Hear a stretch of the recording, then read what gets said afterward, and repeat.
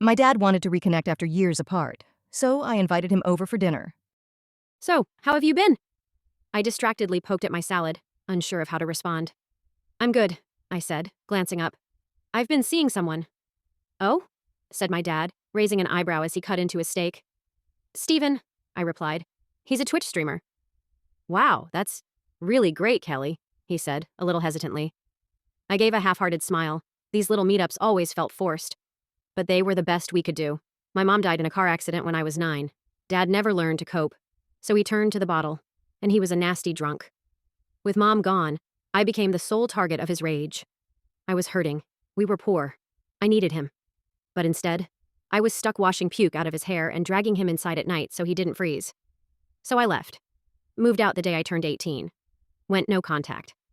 Then 6 months ago, he turns up at my door, fresh off of a 12-step program, claiming he'd changed. I was hesitant at first, but agreed to meet at a restaurant each week to talk. He wanted to rebuild our relationship. But some things aren't easily mended. As we left the diner, we arranged to meet at my house the following Saturday. I had something I wanted to say. I figured having Steven there for support couldn't hurt. When Saturday finally came, Dad and Steven made their introductions, and we all sat down for dinner. We kept the conversation light, if a little tense. I think we could all sense the anticipation hanging in the air. Steven was halfway through explaining what a streamer did to my dad when I asked if he'd give us a moment alone. I readied myself. This was it. Dad, I said across the table, I've got something I've been wanting to say. His jaw clenched. He looked like he'd been expecting this. What is it? He never noticed Steven creeping up behind him, hammer in hand, just like we'd rehearsed. I forgive you. As he laid slumped over my dining room table, head leaking blood onto the mahogany, I reached into his jacket and pulled out his AA chip. To thine own self, be true. I smiled as I put it back in his pocket. Where he was going to need it.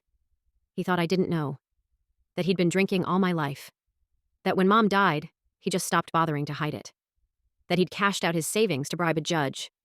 That he was the one driving that night. These days, Dad and I are closer than ever. I visit him every day.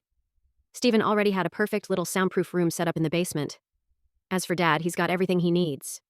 All the family photo albums I could find, Mom's face smeared across every page, a box of razor blades, and all the whiskey he can drink.